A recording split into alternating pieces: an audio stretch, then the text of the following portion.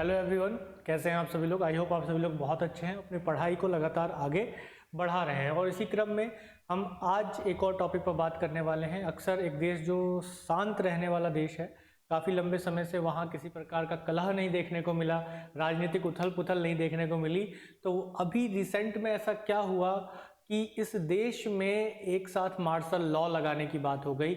हम बात कर रहे हैं दक्षिण कोरिया की। इस समाचार को आपने कई बार सुन भी लिया होगा, जान भी लिया होगा, लेकिन आज हम जानेंगे कि इसकी ज़रूरत क्यों पड़ी वहाँ पर, कि मार्शल लॉ जैसी स्थिति को लाना पड़ा और लगाना पड़ा। एक लंबे समय के बाद साउथ कोरिया में मार्शल लॉ की स्थिति उत्पन्न ऐसी क्या हो गई, तो इस पर हम लोग बात करेंगे और जानेंगे कि क्या ये वाकई जरूरी था या कुछ ऐसा स्थिति उत्पन्न हो रही थी, युद्ध की स्थिति उत्पन्न हो रही थी या आंतरिक विद्रोह की स्थिति उत्पन्न हो रही थी जो मार्शल लॉ लगाया गया। चलिए स्टार्ट करते हैं, शुरुआत करते हैं आज के सेशन की। इससे पहले हम आगे बढ़ें, आप लोगों से अनुरोध है कि एक बार शेयर जरूर कर दें। चैनल को जिन्होंने अभी तक सब्सक्राइब नहीं किया है, सब्सक्राइब करके बेल आइकन को प्रेस जरूर कर दें ताकि अगली वीडियो की नोटिफिकेशन आप तक सबसे पहले पहुंच सके। और अपने दोस्तों में शेयर जरूर करें और अंत में कमेंट करके जरूर बताइएगा कि वीडियो कैसी लगी और अगला वीडियो आप किस मुद्दे पर चाहते हैं वो भी कमेंट करके बताइएगा। चलिए स्टार्ट करते हैं। तो चर्चा कुछ ये रही कि दक्षिण कोरिया के राष्ट्रपति ने अचानक मार्शल लॉ लगा दिया। ठीक है, क्या लगाया?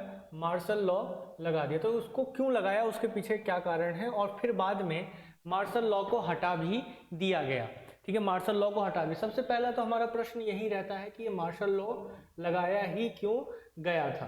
ठीक है, मार्शल लॉ लगाया ही क्यों गया था। अगर आप देखेंगे तो दक्षिण कोरिया के राष्ट्रपति ने मंगलवार की रात को एक चौंकाने वाला फैसला किया। और पहली बार अगर कहेंगे तो यहाँ पे पहली बार ठीक भी नहीं रहेगा, क्योंकि एक संसदीय लोकतंत्र में आने के बाद जो अगर हम देखेंगे तो ये पहली बार था कि जो दक्षिण कोरिया है संसदीय लोकतंत्र में आने के बाद ये पहली बार था जब लोकतंत्र दक्षिण कोरिया में मार्शल लॉ की घोषणा की गई। हालांकि ऐसा नहीं है कि इससे पहले मार्शल लॉ नहीं लगा, लेकिन तब दक्षिण कोरिया तानाशाही एक देश के रूप में था। ठीक है, अभी जो है संसदीय लोकतंत्र के रूप में आने के बाद ये पहली बार है कि जब मार्शल लॉ लगा है। ये घोषणा होने के बाद हम लोगों ने ये देखा कि बड़े पैमाने पर लोगों का एक पूरा भीड़ संसद के सामने आके खड़ा हो जाता है, विरोध प्रदर्शन होने लगता है। फिर इसके बाद पार्लियामेंट में इसको लेकर वोटिंग भी होती है और इस वोटिंग में ये निकल कर आता है कि इस मार्शल लॉ को लागू नहीं किया जाएगा, मार्शल लॉ को हटा दिया जाएगा। लेकिन इसके पीछे का कारण क्या है, कि यही प्रश्न बन रहा है कि क्यों इसको लाया गया। तो यहाँ के जो अभी राष्ट्रपति हैं, ठीक है, यहाँ के जो अभी राष्ट्रपति हैं उनको लगातार इस बात का डर बना हुआ था। उनकी छवि कुछ ऐसी नहीं है, इतनी अच्छी छवि नहीं है कि वे दक्षिण कोरिया में लंबे समय तक राष्ट्रपति बन सकें। उनकी लोकप्रियता लगातार घटती जा रही है। वह एक सर्वे के अनुसार उनकी लोकप्रियता अभी वर्तमान में 17% तक ही दक्षिण कोरिया में रह गई है। यानी कि उनको ये भय है, इनको डर है कि आने वाले चुनाव 2022 में वो राष्ट्रपति बने और आने वाले चुनाव में वह राष्ट्रपति नहीं बन पाएंगे। तो कहीं ना कहीं उन्होंने ये जो बहाना दिया कि भाई हम क्यों लगा रहे हैं, तो उन्होंने ये कहा कि भाई जो तबाही मचाने वाले देश विरोधी ताकतों को कुचलने के लिए मार्शल लॉ की घोषणा उन्होंने की। ऐसा उन्होंने कहा कि भाई जो देश विरोधी गतिविधियां हो रही हैं देश में और जो उन तख्ता पलट कर सकते हैं या फिर एक तरह से कहा जा सकता है कि तानाशाही व्यवस्था आ सकती है और आंतरिक विद्रोह हो सकता है, तो ऐसी चीज़ों को उन्होंने रखा। उन्होंने कारण बताया कि मैं इसलिए मार्शल लॉ लेकर आ रहा हूं। तो यहाँ पर आप देखेंगे कि जो ये बात बोली गई जो कि सरासर गलत रही, कुछ समय बाद ही यह समझ में आ गया कि ये बात जो है गलत है। ये राष्ट्रपति का खुद का अपना भय है, डर है कि उनकी कुर्सी चली जाएगी, इसलिए उन्होंने क्या किया कि मार्शल लॉ लगा दिया। तो ये काफ़ी हास्यास्पद घटना भी कह सकते हैं और एक तरह से ये भी कह सकते हैं कि भाई जो वहाँ के राष्ट्रपति थे, वहाँ के जो राष्ट्रपति हैं साउथ कोरिया के, उनके मन में अपनी कुर्सी को बचाने के लिए इससे अच्छा कोई मौका नहीं मिला। और अभी रिसेंट में आप देखेंगे कि यहाँ के जो रक्षा मंत्री थे, अब क्योंकि उन्होंने इस्तीफा दे दिया, रक्षा मंत्री ने ये ब्लेम अपने ऊपर लिया कि मार्शल लॉ लगाने का सुझाव उन्होंने दिया था और इस वजह से उन्होंने इस्तीफा दे दिया। क्योंकि मार्शल लॉ लगाने के बाद से ही लगातार राष्ट्रपति को पद से हटने के लिए आंदोलन हो रहे हैं, लोग सड़कों पर उतर रहे थे कि भाई राष्ट्रपति पद से हट जाए और उनको अब राष्ट्रपति पद पर रहने का कोई अधिकार नहीं है। लेकिन अभी इसी बीच एक खबर ये भी रही कि राष्ट्रपति को पद से हटाने के लिए महाभियोग भी लाया जा रहा है। साउथ कोरिया के पार्लियामेंट में, संसद में महाभियोग की प्रक्रिया को लाया जाए। तो रक्षा मंत्री ने अभी हाल ही में इस्तीफा भी दे दिया इस चीज को देखते हुए। तो अगर हम देखें कि मार्शल लॉ आ जाता है तो मार्शल लॉ का अर्थ क्या होता है कि भाई देश में अस्थायी तौर पर सेना के नियंत्रण में चली जाती है। ठीक है, किस में चली जाती है? अस्थायी तौर पर सेना के नियंत्रण में।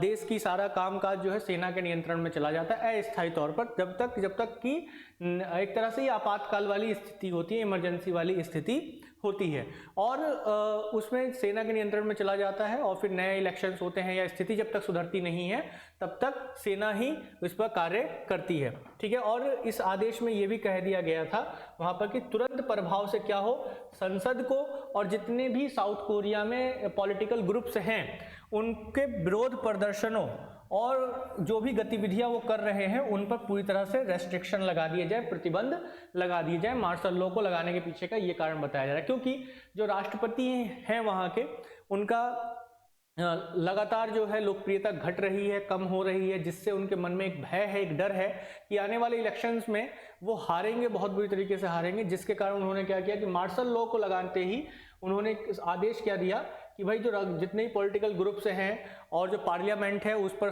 सेना तुरंत कब्जा कर ले, और उसके साथ साथ जो है जितने भी पॉलिटिकल ग्रुप्स हैं उनकी जो भी गतिविधियां, जो भी एक्टिविटीज हो रही हैं उन पर प्रतिबंध लगा दे, रेस्ट्रिक्शन लगा दे। और इसके साथ साथ उन्होंने मीडिया को भी सरकारी नियंत्रण में लाने की बात की, यानी कि पूरी तरीके से जो भी मीडिया हाउसेस हैं वो किसके कंट्रोल में लाने की बात की, गवर्नमेंट कंट्रोल में लाने की बात की। अब सीधी सी बात है कि जब मीडिया हाउसेस गवर्नमेंट कंट्रोल में आ जाएंगे पूरी तरह से, तो वो किसके पक्ष में बात करेंगे? वो पक्ष में बात करेंगे किसके? गवर्नमेंट के ही पक्ष में बात करना शुरू कर देंगे। तो इसी क्रम में हमने ये चीज देखा। तो अब देख लेते हैं कि मार्शल लॉ लगाने के क्या मायने होते हैं एक्चुअल में। अब आपको पता चली होगा कि पूरा का पूरा एक पॉलिटिकल स्टंट था, अपनी कुर्सी को बचाने का एक स्टंट था जो मार्शल लॉ लगाया गया। लेकिन किसी भी देश में अगर मार्शल लॉ लगता है सामान्यतः तो एक मिलीजुली स्थिति रहती है, सेम ऐसी स्थिति रहती है, जो कि साउथ कोरिया में अगर हम देखें तो मार्शल लॉ लगाने के वहां पे क्या मायने। तो दक्षिण कोरिया में मार्शल लॉ आपात के समय लगाया गया अस्थायी शासन है, यानी कि जब इमरजेंसी की स्थिति होती है किसी तरह का, अगर हम देखें जैसे इंडिया में भी अगर हम देखते हैं कि जो आपातकाल है वो कब लगाया जाता है, इमरजेंसी कब लगाई जाती है, जबकि बाह्य युद्ध होता है, आंतरिक रूप से सशस्त्र विद्रोह हो जाए, ऐसी स्थिति उत्पन्न हो जाए, तो उसी तरह से आपातकाल के समय जो है मार्शल लॉ को लगाया जाता है, ताकि जो सारी गतिविधियों पर नियंत्रण सेना का हो जाए।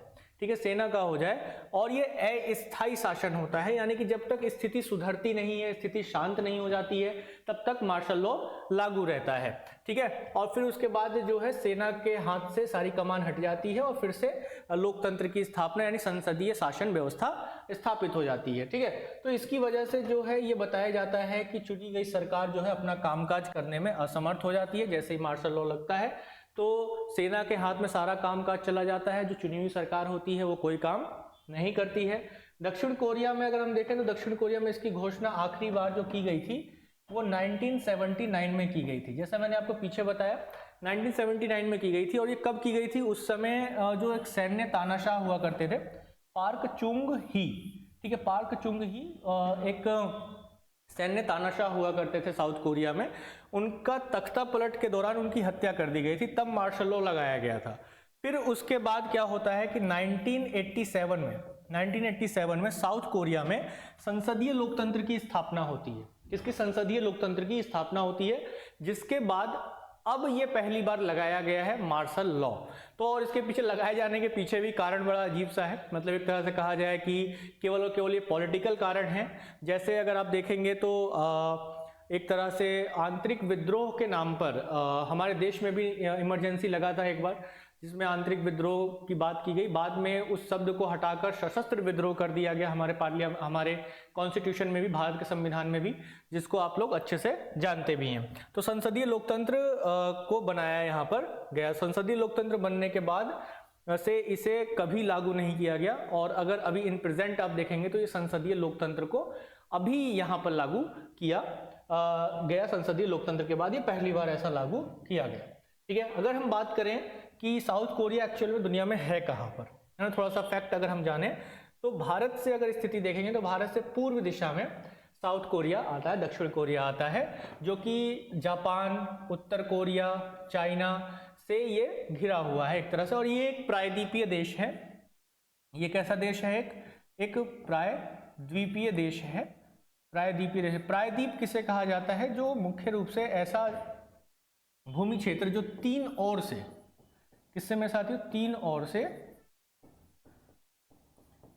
जल से घिरा होता है। ठीक है मेरे साथ, क्या होता है? तीन ओर से जल से घिरा हुआ कोई ऐसा भूमि का क्षेत्र वो प्रायद्वीप कहलाता है। अंग्रेजी में पेनिनसुला कहा जाता है। तो एक पेनिनसुलर कंट्री है जो मेनली अगर आप देखेंगे तो ये पैसिफिक ओशन,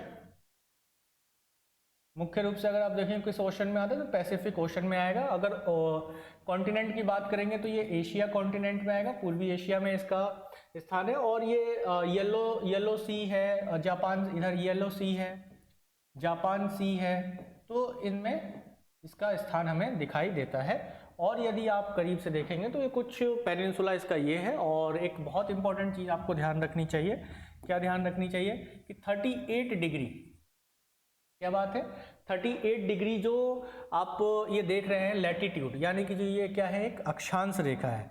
38 डिग्री ये क्या है? एक अक्षांश रेखा है। और ये अक्षांश रेखा मुख्य रूप से किन दो देशों के बीच माना जाता है? नॉर्थ कोरिया यानी कि उत्तर कोरिया और दक्षिण कोरिया के बीच की सीमा के लिए इसे जाना जाता है।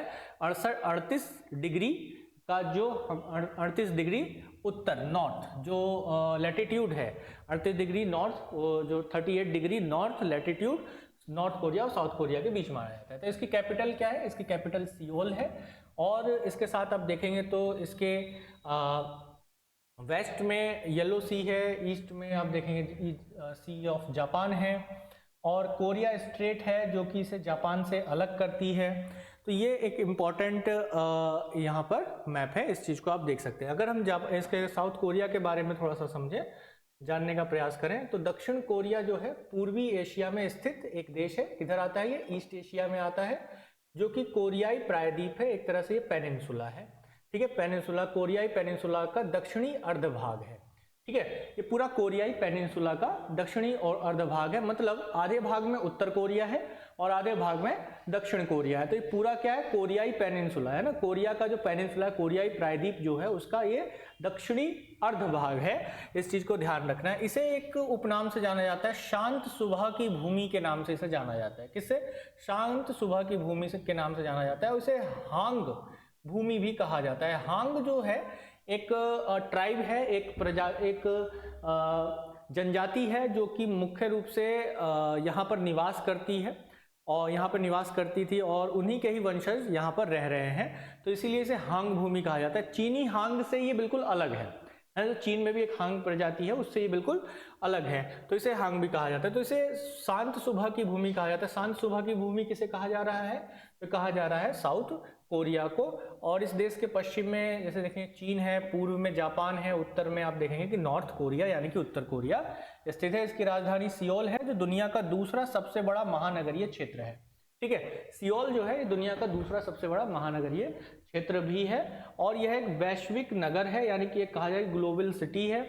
यहाँ की आधिकारिक भाषा क्या है? कोरियाई आधिकारिक भाषा है। और किस लिपि में लिखी जाती है? तो यह है हंगुल और हंजा, ये लिपि है किसकी? कोरियाई भाषा की ये लिपि है, इन दोनों लिपियों में लिखी जाती है। और यहाँ की मुद्रा का क्या नाम है? यहाँ की मुद्रा का नाम है वॉन।